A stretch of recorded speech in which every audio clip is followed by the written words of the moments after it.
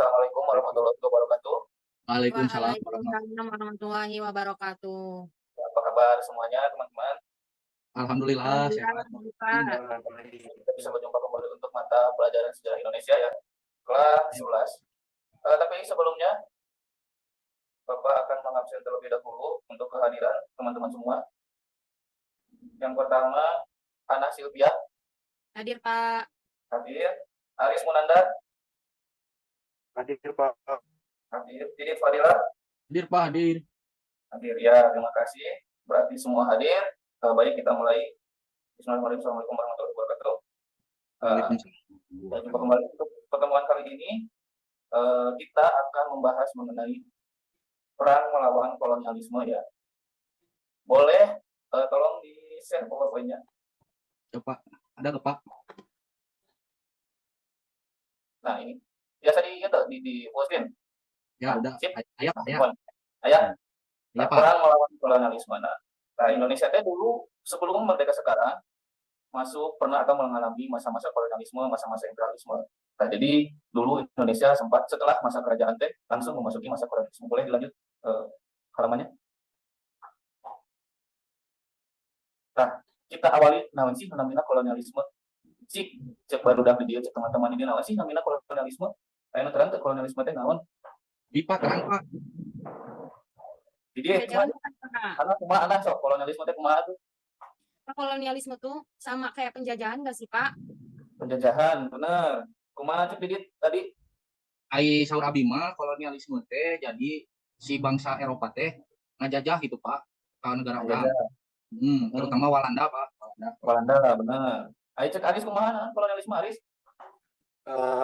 Ini Pak, pembentukan kelompok baru di tanah jajahan koloni. Pembentukan kelompok baru di tanah jajahan.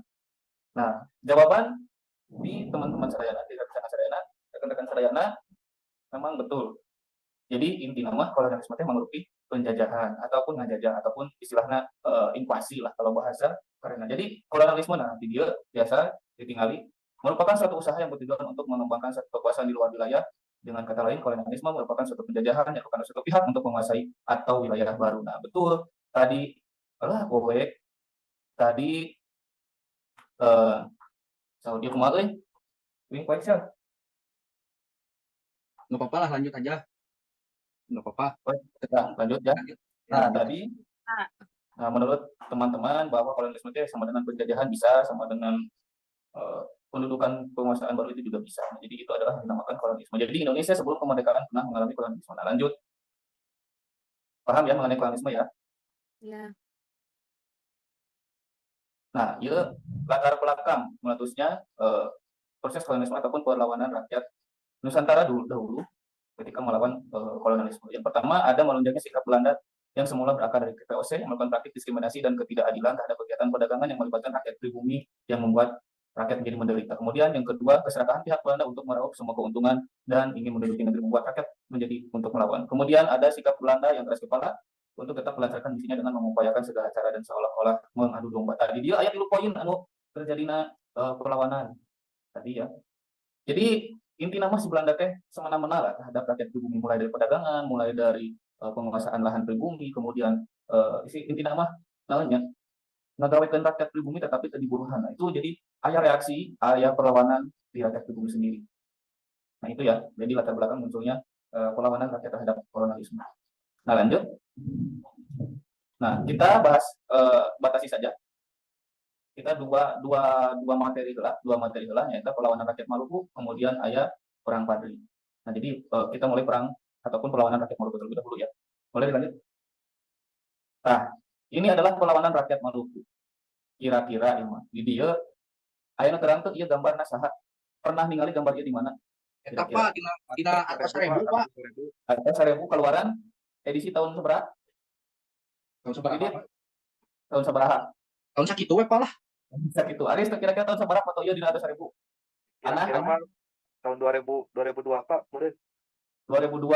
Ana kira-kira iya keluaran tahun seberapa? Kayaknya tahun 99, Pak. 99. Ya. Ya kurun waktu ya mungkin ya teman-teman di dia pernah ningali yang artos ini gambar artosnya keluaran di tahun 2000-an.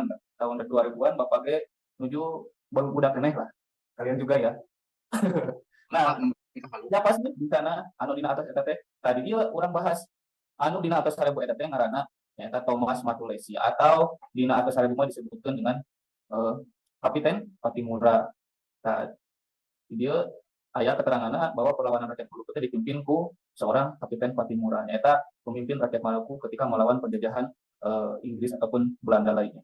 Nah, di sini dipimpin oleh seorang pemuda potensial bernama Thomas Matulesi atau kita kenal dengan Kapiten Patimura. Nah, di sini bermula dengan mengadakan pertemuan antara pemuda Maluku kemudian menghasilkan kapal-kapal Belanda. Nah, di sini pasukan Maluku berbekal senjata sederhana seperti pedang, keris ataupun tombak, golok. Kemudian Belanda menambah pasukan dari Ambon. Nah, jadi rakyat Maluku teh dulu dipimpin ku Kapiten Patimura nyaeta nu tempatnya di benteng yang didirikan di Ambon. Atau jadi masyarakat Maluku teh dulu mah menyerang benteng wilayah pusat kekuasaan Belanda anu aya di Ambon. Nah, kemudian bentrok terjadi di tahun 1817. Setelah bentrok tersebut, akhirnya rakyat Maluku karena tidak dibekali oleh senjata-senjata yang canggih pada saat itu, akhirnya peperangan dapat diredam dengan tertangkapnya Patimura pada tanggal 16 Desember 1817. Nah, jadi akhirnya mah si Patimura ieu teh anu pimpin rakyat Maluku teh bisa ditewak ke Belanda. Karena ya kekurangan pasukan senjata, kemudian amunisi, kemudian rakyat Maluku juga yang bisa diadu domba, akhirnya si Patimura ieu teh bisa ditewak ke Belanda. Begitupun dengan tokoh perempuannya ya. Di sini ada Christina Matatiahu. Jadi pada akhirnya Belanda bisa menduduki wilayah Ambon ataupun Maluku. Nah itu ya. Ada pertanyaan di sini? Ayo teruskan. Kak Acan, Pak. Nah, Kak Acan. Eta sekilas mengenai perlawanan rakyat Maluku terhadap penjajahan Belanda. Akhirnya orang masuk ke perlawanan ataupun perang Padri. Biasa di Lajeng, operator. Tah ya perang Padri. Perang Padri teh. Nah, di sini terjadi pada tahun 1821-1837 di Sumatera Barat. Ayat 3 fase pertama 1821 sampai dengan 1825. Nah, di sini jadi perang Padri teh nyaeta perang antara kaum ulama jeung kaum Padri. Nyaeta kaum Padri teh kaum adat, tokoh adat anu aya di Sumatera Barat ataupun di Minangkabau lah suku bangsa. Nah, anu jadi asal muasal penyebabna nyaeta tokoh-tokoh Islam, tokoh-tokoh ulama di Minangkabau basa eta anu teu narima aya pengaruh-pengaruh barat, pengaruh-pengaruh asing anu sesuai dengan ajaran Islam anu mulai masuk ke lingkungan budaya Minangkabau. Eta di fase pertama ataupun asal muasal perang Padri berjalan. Tadi dia fase pertama kaum Padri menyerang pos-pos Belanda dengan menggunakan senjata tradisional hingga menimbulkan konflik bergejolak antara Padri melawan Belanda dibantu oleh kaum adat. 1822 berhasil mengusir Belanda dari Sunaki Puar. Puar Sigandang Tanjung Alam 1823 berhasil ketan dengan sebutan Tuan Imam Bonjol. Nah, jadi tokoh pemimpin ataupun tokoh yang mencolok di perang Padri yaitu Tuan Imam Bonjol. Ya sarajeng operator. Saya fase kedua 1825 sampai dengan 1830.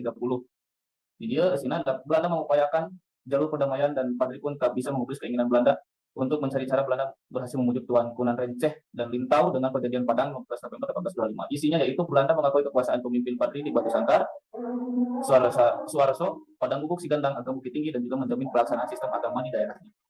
Kemudian yang kedua belah pihak tidak akan saling menyerang, kedua pihak melindungi para pedagang orang-orang yang melakukan perjalanan secara bertahap. Belanda akan melakukan praktik adu domba, adu ayam. Nah, jadi di fase kedua ini ada perjanjian-perjanjian anu pihak pribumi teh jadi terserat ya. Jadi pihak-pihak pribumi teh terkusik kekayaan oleh Belanda. Jadi meletuslah nanti di fase ketiga. Fase ketiga boleh dilanjut. Nah, itu fase ketiga. Jadi fase ketiga itu ada penyatuan kaum Padri dengan kaum adat, kemudian merasakan kelicikan Belanda, membuat Belanda menjadi ketar-ketir menambah pasukan dari Jawa dan mendirikan benteng di bawah pimpinan Julapari. Nah, Van der Bos memerintahkan Jacob Elbert untuk menyerang Padri dan melakukan invasi dengan orang Padri bersana yang semula menjadi basis Padri dan tekanan Belanda. Nah, di sini jadi si Padri teh terpecah. Aya nu ikut ke pihak Belanda, aya nu tetap mempertahankan kaum adat sendiri. Jadi pada saat itu teh di fase ketiga akhirnya Tuan Imam Bonjol selaku pemimpin kaum ulama tertangkap oleh Belanda dan kemudian diasingkan ke Cianjur, kemudian dibuang juga ke Ambon di tahun 1864. Nah, di sini aya nu pernah ningali gambar ieu di mana? Dina atas itu Pak. Dina atas seberapa dikit? 5.000. Ya. Nah, betul ya. Ya, jadi tokoh-tokoh pahlawan dulu teh, tokoh-tokoh kenamaan dulu teh diabadikan dalam pecahan uang kertas supaya apa? Supaya bisa dikenang, supaya bisa diingat lah jasana dulu ya tadi Kapiten Patimura, kemudian ayeuna Imam Bonjol. Jadi beliau-beliau itu berjasa menggerakkan rakyat dulu ya, menggerakkan rakyat untuk melawan penjajahan di masing-masing tempatnya. Misalkan tadi nih Kapiten Patimura itu di wilayah Ambon, kemudian di wilayah Imam Bonjol di wilayah Sumatera Barat atau di daerah Minangkabau ya. Nah, jadi kalaupun teman-teman di sini pernah melihat di mana gambar tadi di saha sih tokohna kasa tokoh-tokohna teh anu nembe dijelaskeun aya Kapiten Patimura, Imam Bonjol. Jadi mereka sangat berjasa dalam upaya untuk keluar dari belenggu penjajahan. Nah, eta mengenai tadi tiga fase ya perang Padri. Nah, selanjutnya boleh di next. Nah, sareng sena tadi mendarkeun mengenai perang melawan kolonialisme tadi aya perang rakyat Maluku nya, perang rakyat Maluku terhadap kolonialisme, kemudian aya perang Padri nyata sami. Jadi buatlah rangkuman dari masing-masing peristiwa dan berikan contoh dampak positif dan juga negatifnya. Jadi tugasnya kanggo Rajin Sadaya kanggo kita, ya buatlah rangkuman dari masing-masing peristiwa, berikan contoh dampak positif dan dampak negatifnya. Jadi tugas Pak, tugas. Salit sok ku Bapak diantosan 15 menit ya ayeuna anu tulis dina buku catatan masing-masing anu atas biasa dikumpulkan. Mangga biasa dikawitan ayeuna. Iya, Pak bade teras wae jeung apa nanti ditutup heula, Pak? Oh, tok. Next lah. Nah, saat acara ditutup, tadi tugasnya kantor dikumpulkan, atau kantor dikumpulkan ya, kapayun.